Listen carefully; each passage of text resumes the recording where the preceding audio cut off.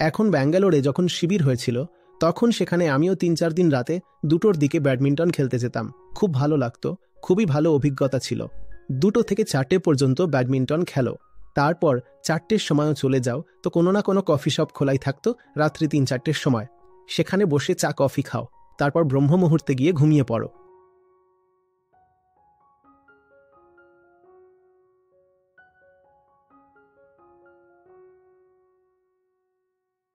তোমরা হাসছ, এটুকুতেই হয়ে গেছে, কাঁটা লেগে গেছে।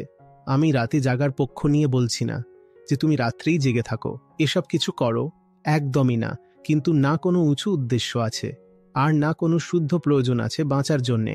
তার জায়গায় মোটে কি রয়েছে তোমার কাছে? শুধু এই ধরনের বাহ্যিক অনুশাসন যে আমি তো আধ্যাত্মিক ব্যক্তি, আমি তো রাত 9টায় ঘুমিয়ে পড়ি আর ভোর 4টে উঠে পড়ি। এই ধরনের অনুশাসন নিয়ে তো আমার শুধু রসিকতাই করতে ইচ্ছা করে, আর কিছু নয়।